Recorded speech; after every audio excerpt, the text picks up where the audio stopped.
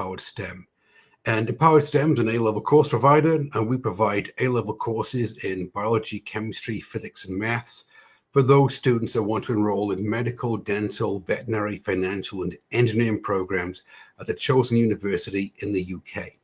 So today, I wanted to come in today and I wanted to talk about a topic which is very, very popular with the parents that we talk to when they're enrolling their teens into our courses. And it's this. This is probably the number one question that we're asked. How do I get my teen to study? I know. It's such a profound question. We have parents who have teens on this end of the spectrum and all they do is study, they overstudy. And then there's those parents on the other end that have teens that don't study at all. And they're like, well, how do I possibly get my teen to study? Well, it's a good question. So let's unpack it today in today's live stream. Let me ask you this question, though. Are you the type of parent that has tried everything to make your teen study? You've tried threats, bribes, nagging, cajoling, moaning, praising, whatever. Whatever you have tried it all. You have gone through the big parenting book of things you can try to get to do to try to get your teen to do something, and nothing seems to stick. Well, if this is the case, parents, I do empathize with you, because every parent wants a teen to be successful. Every parent wants a teen to earn the grade in A-level maths and A-level science that they know that they're capable of, that they know it's an A or an A star. Yeah, this is the best that my teen could have done. Brilliant. Now they're off to the chosen program at the chosen university in the UK. True. But the issue is this. The problem is this, is that motivation doesn't come from pressure. It comes from within. And so it doesn't matter, parents, how much you are pressuring your teen to study. It's not going to work. It's not. You can try everything, external pressure, and anything you want. It's not going to work, because the research shows that internal motivation comes from within. And so today, what I'm going to do in this live stream is I'm going to show you how you can build internal motivation in your teen so that they will study, they will revise, even when you aren't there. It's motivation that just keeps on going. Now, let's go talk about motivation. There's two types of motivation. There's external and there's internal motivation. External motivation is this one. It's when you are doing something because you are told to do it. So in the parents' world, for example, you go to work every day because you need to earn money. And when you're at work, you've got to comply with what your boss tells you to do. You have to play by their rules in their world. And if you don't, you are fired. And then if you don't have a job, you're thinking, well, great. Now I can't pay the rent, the mortgage, the groceries, the dentist bills, whatever. And so even though you don't want to do it, you do it because society tells you this is what you have to do. This is external motivation. So let's move it then to your teens world. And we're talking about A-levels. Right? In your teens world, external motivation is this. 4 things: grades, deadlines, failures, rewards. Grades. They're externally motivated to study because they need the A or the A star in A-level maths and A-level science so that they can be competitive candidates for the chosen program, the chosen university in the UK. True. Or maybe it's deadlines. Well, you got to get the UCAS application in by this deadline. You've got the UCAT or the BMAT to study for. Oh, now you've got to study for the year 13 mark. Well, you've got to get everything done by the end of year 12. The final exams coming up, the UCAS prediction grades, right? Oh, the end of year 13 is a deadline. You have to get everything studied by the end of the course, right? Deadlines. Failure is another one. Now, with failure, It's either failure towards the parents or it's failure within their social group. Failure towards their parents. Some teens don't want to fail their parents. And so they study because they don't want to fail their parents. It is a family expectation that they will do well. Mum and dad have scrimped and saved to help me get through high school. They're going to help me get through university, whatever. Right. External motivation associated with the parents. Or you can have external motivation associated with the social group. They don't want to be the one person in their ring of friends that is failing A-level chemistry. They don't want to be the one person at the end of A-levels that didn't get into their top choice university and had to go through clearing. They don't want to be the one student in the group that hands back when the teacher hands back the grades on the mocked exam while they got a U. Or it could be rewards. Right now, rewards falls into two categories. There's a positive reward and there's a negative reward. A positive reward is this. Son, if you revise and study all week on the weekend, we can do this. Well, you can go to movies with your friends. Well, if you get the grades up by the end of Christmas time, well, on the holiday then, we'll go do this. External reward, positive. Or it could be an external reward, negative. If you don't do this, I'm going to take the phone away. What? Yeah. Right. If you don't do this, on the weekend, you in your bedroom, that's it. You are studying. Oh, okay. But the problem with external motivation is this. As soon as you take the external motivating factors away, they don't do it. Because it's short term, it doesn't last. Example, at the end of year 12, the year 12 holiday, summer holiday, fantastic. So are you thinking, should we revise over the summertime for year 13? No, what's the point? Well, I mean, it's holiday, right? I mean, I've worked hard all academic year. Don't I deserve a break? Right. Or at the end of year 13, well, do you want to review a little bit the topics before you go to university? No, it's okay. Well, I mean, I've done the A-levels, haven't I? It's my time now to relax. And so external motivation doesn't work. It fades as soon as you take away the outside external factors. On the other hand, internal motivation is one that lasts. Now, internal motivation is based on two things. It's based on purpose and it's based on identity. And so by purpose, what I mean is that your teen has a purpose behind studying for A-levels. Well, I'm going to study A-level chemistry, biology, maths, and get the A or the A star because I want to get into the top university of my choice and be a doctor, and I want to be a surgeon. Purpose, they see a purpose behind doing it. Or it's their identity. Identity. Well, yeah, I'm just the smart one in the house, aren't I? I'm the one that always got it, academic-wise. I mean, I'm bright. Of course I'm going to get the A at the A star. It's what I do. Right, identity. Now, this kind of motivation is a motivation that sticks. So you need to ask yourself, parents, a question. What kind of motivation do you think that we teach our students at Empowered STEM? That's part of our courses. Exactly. We teach internal motivation. So what we do is that we rewire your teen's thinking so that they see the purpose behind them studying A-level maths, A-level science. They become the type of that we rewire their thinking, their identity, so that they become the type of student that would get the A or the A star in A-level maths and A-level science. And so they become internally motivated. And by this means that they take our courses and guess what? They get the A and the A star at the end because they stick with it. Now, Question is then, is there a science behind what I'm talking about? Well, parents, come on.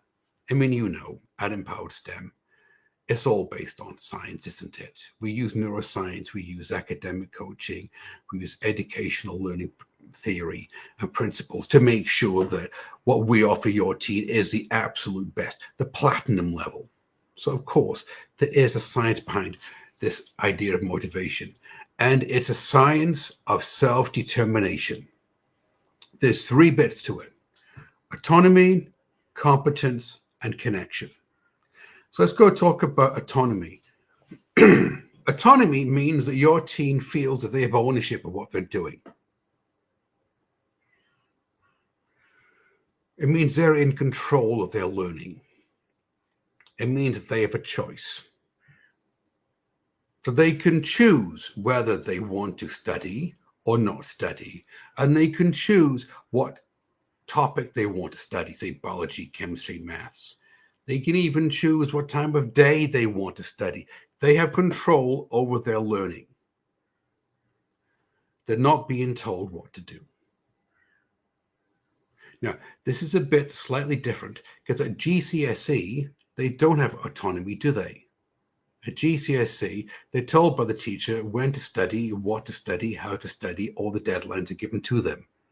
They don't have autonomy. At A level, they do. It is given the syllabus, here's the deadlines, let's go. And so they need to choose that they're going to have control over their learning, and then they need to come up with a plan that actually allows them to be successful at studying and revising. The next one then is competence. What I mean by competence is this, is that your teen must feel capable of success. So if they show up to class, they have no idea what the teacher's talking about. They're doing the homework. They can't do the homework. They don't get it. They're failing test after test after test. Of course, their motivation's going to go down. I mean, think about it. From your point of view, parents, if every day you failed at something and you couldn't see a way forward, you just told every day that what you're doing is wrong, it's wrong, it's wrong. Here's an F, here's a U, here's an E, it's wrong, it's wrong. Well, of course, you wouldn't be motivated to do anything, would you? The third one is connection. Your teen needs to feel that they're part of a support group, that they're connected. There's people out there that actually want them to be successful.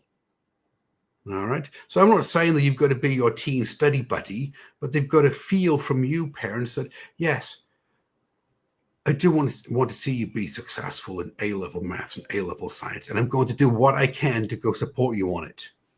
Now, they've done studies. What they found out is this, is that if these 3 areas, autonomy, competence, and connection, are met, there's a natural dopamine release in the brain, which means that the motivation becomes self-sustaining. And this is the bit, isn't it? So in other words, if these 3 conditions are met, your teen feels good about doing it, about learning, about studying, about revising. And then they want to do more because it feels good. It's known as the joy of learning. But what they've also found out is this, is that motivation isn't a switch. You just don't turn it off and turn it on. You're not spiking the needle. Like, oh, one day I'm motivated. Ooh, let's go study. One day I'm not motivated. No, motivation isn't a switch. You build motivation like you build a muscle. So, for example, you wouldn't go down the gym and say, well, I'm just going to do like the Arnold Schwarzenegger workout today. I've never worked out, by the way, but today I feel motivated. I haven't worked out in the gym for ages. I'm just going to go down. I'm just going to go do a workout. Well, of course not. Okay. What you do is you say, well, all right, if I need to build up if I want to put some muscle on, if I want to build up my muscle, tone my physique, then I'm going to get onto a plan. a program, and I'm going to build up the muscle, and I'm going to do it by slowly increasing the weight. All right, for everybody out there, it's called hypertrophy, or it's how you put on muscle. But it's the same thing with with motivation. If you think of motivation like a muscle, you don't all of a sudden become totally motivated like a Tony Robbins. Now, what you do is you get small wins coming in, small wins that keep you going. You get the dopamine release, and then this creates momentum. It's a cycle. So you get a win, you get a dopamine release, you build up momentum, you get another win, a dopamine release, you build up momentum. Now, the question is then, parents, the question is, how exactly do we build this internal motivation?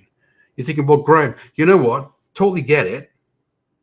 We need internal motivation, not external motivation. You've given us the neuroscience behind it, why it works. Fantastic. But practically, how do I help my teen get these small wins, and so they get this dopamine release, and so they become motivated, and then it's just a cycle that just goes around and around without me being there? Well, here we go. It comes down to language, it comes down to behavior. So, for example, don't issue a command, ask a question. So, for example, don't say, right, you were going upstairs and you were studying for 2 hours tonight, give me your phone. No, try this one. So, are we thinking that we should possibly hit the box for a couple of hours? Let's study some A-level chemistry. Tell you what, so you're not distracted. Do you want me to give you your phone? I'll hold it for 2 hours, put it on the coffee table right there, and so you can get some work done. See, not a command, it's a question, because a question leads into autonomy. They can have a choice. Do they want to do it? Do they not want to do it? Think about the effort that your teen is putting in, not just the outcome. So rather than say, oh, well, got a B on that test, did you? Well, I guess you could have done a little bit better. Better luck next time. Ooh, don't even want to use that one. Maybe you want to try this bit. Focus on the effort. Say, you know what? You work really hard this term, and I can see your grade moving from a C to a B. That's really brilliant. I'm proud of you. What exactly do you think that you're doing in order to get that grade increase? See how I'm focusing on the effort, the work, not the outcome, which is the grade increase. Connect to purpose. Again, we talk about this one. If they're just taking a test in some sterile environments, like, well, today Mom, Dad, tomorrow I got this test on atomic structure. Well, brilliant. Okay. Well, what's the point of it? I guess I've got to study for it, right? Or, on the other hand, you could tie it into purpose. You could say, you know what? You have a test tomorrow. It's on what? Atomic structure. Brilliant. Well, I know you put the time, effort, and attention in. And you know what? When you pass this test with the best grade you possibly can, it's moving you one step closer to getting that predicted grade of an A star, isn't it? Which will allow you to go off to university, allow you to become the medical doctor, the cardiothoracic surgeon. Encourage self-reflection. Now, this one is metacognition. But what it means is this, is that, again, you just don't go, well, oh, you got a B on that test, did you? All right, fine. All right, well, better luck next time. No. Try this one. So, okay, so you a B on the test. Well, that's good. You moved it from a C to a B. You know, that's good. What do you think you did in order to get the B? Move it from a C to B. What do you think you did to get it to a B? Now, I'm just curious because I'm not taking the class, but what do you think you got to do in order to nudge it up to an A? In other words, they reflect on the work that they've done. All right. Now, this is a big one. Model consistency. Parents, you know this as well as I do. Teens copy what you do. All right? Teens copy what you do. If you're doing it, they're doing it. Well, mom and dad's doing it, so I'm doing it. That's why back in the 80s, there was this advertising campaign, don't smoke around your kids. Why not? Because they'll end up being smokers as well. All right, then. Now, what I mean by this then, in this context, is if you model consistency, is that if you're internally motivated, if you're practicing what you preach, if you're with your spouse, asking the questions rather than the commands, look at the effort, not just the outcome. If you're connecting some higher purpose, if you're thinking about what you do during the day, all right. If you model consistency and effort, time, effort, and attention, then your teens will as well. Now, question is that we've got to think about motivation. And what we need to do is that we need to reframe motivation. And what we need to do is you need to encourage your teen to think long term. Because teens tend to think in chunks of time, don't they? Well, I'm in year 9, I'm in year 10, I'm in year 11. Well, I've done my GCSEs, now I'm doing my A levels. I'm in year 12, I'm in year 13, right? No, I'm a university student. They tend to think in terms of time. So what they need to do is that they need to think long term. When it comes to motivation, they need to think long term, and it isn't. Oh, I've just got to get them just to revise for tonight. The goal is I got to get the teen just to revise it tonight. They've just got to revise A-level biology, A-level chemistry, A-level maths. No, what it is that it is a mind shift. It's an identity shift. So they're not just doing it for tonight, one night. What they're doing is that they're learning how to drive their own progress.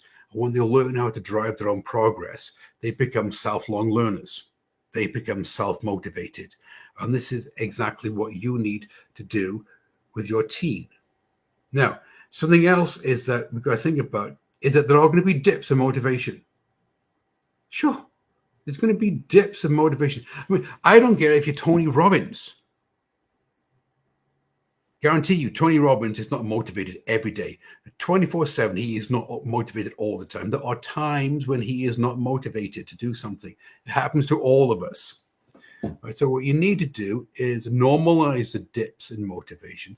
Like maybe when they get a bad test result back, even though they've put in the time, effort, and attention, guess what? They don't feel motivated to study that night. Really? Take the night off, regroup, start again the next day. Because what's important to understand is this, is that everybody is going to lose motivation at some time. It doesn't matter if your teen's the type of student that always gets the A or the A star. It doesn't matter if you're a top athlete. It doesn't matter if you're some motivational speaker. It doesn't even matter if you're a parent. There's going to be some time that everybody is going to lose motivation. But what does matter is that it's important that your teen reconnects with their why. Why are they doing it? So you don't punish them for the dip in motivation. You don't say, oh, well, what's wrong with you? Why aren't you motivated to study A-level chemistry? So you got a bad grade, a bad test result. So what? It's only one. There's many more coming down the road you can handle. No, you don't punish the dip in motivation. What you do is you help them reconnect with the why. Why are you doing this? For example, if they come on and they say, Mom, Dad, you know what? I got a U on the mock exam in year 13. I really thought I knew what I was doing. Oh my goodness, what am I going to do? Right? Naturally, there's going to be a dip in motivation. So what you need to do is reconnect with their why.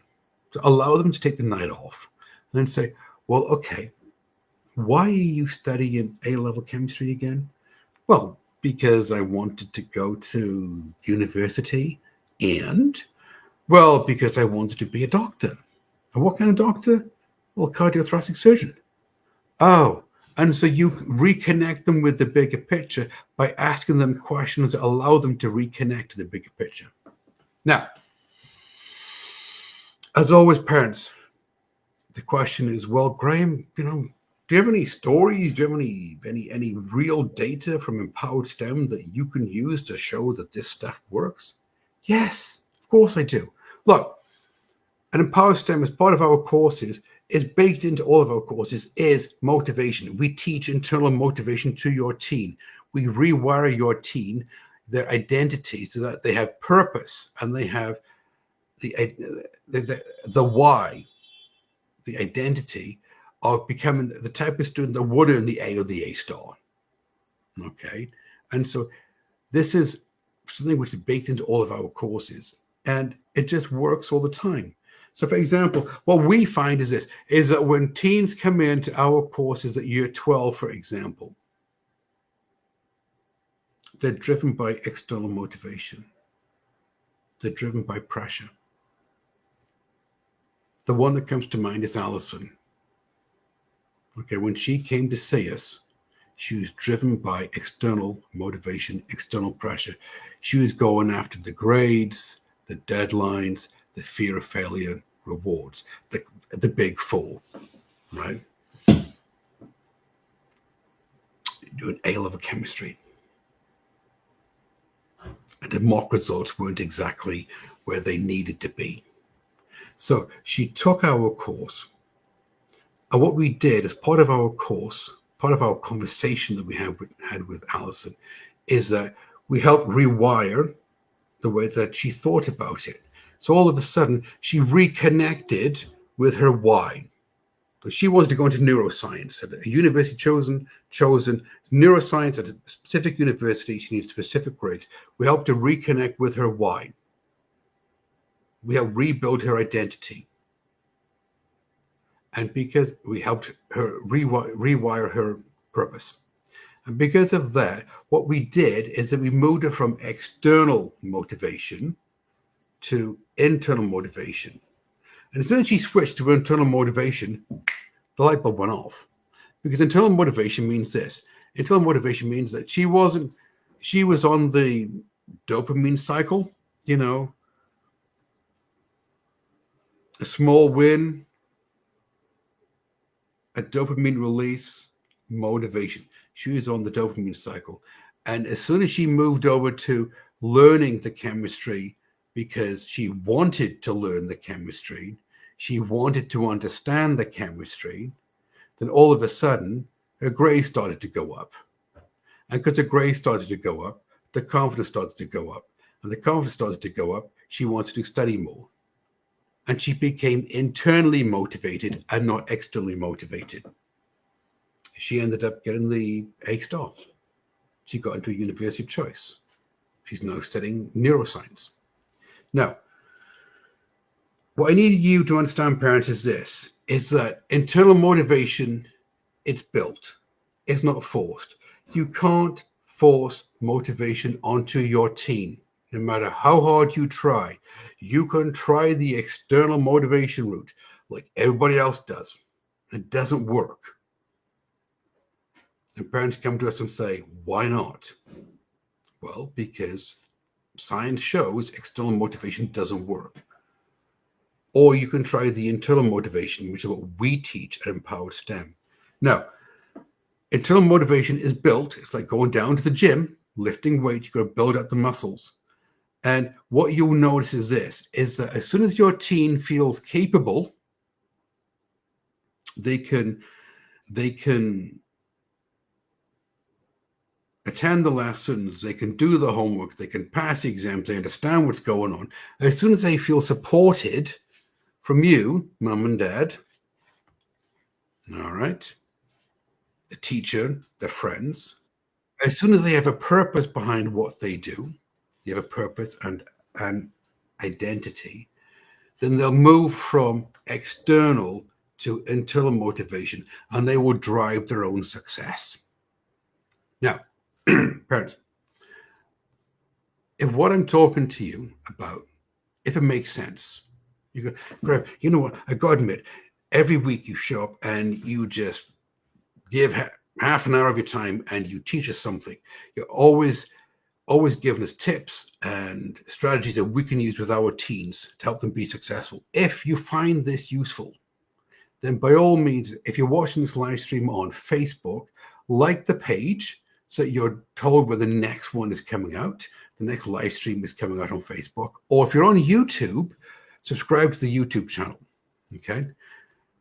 If you're thinking, actually, I am interested in learning more about your courses, because what you offer at Empower STEM is unique. I've never seen anyone else do it. Right? And you want to learn about our courses, then there is a description below the video on Facebook and on the video in YouTube. By all means, click on the link in the description. All right, it's an easy form to fill out. A member of my team will reach out to you today, and what they'll do is they'll have a conversation with you. It's a non-committal conversation. It's really simple. All that we want to do is make sure as a parent you're understood and well taken care of. And so on the call, all we're going to do is find out where your teen is academically, where they want to go, and what they're looking for in a course.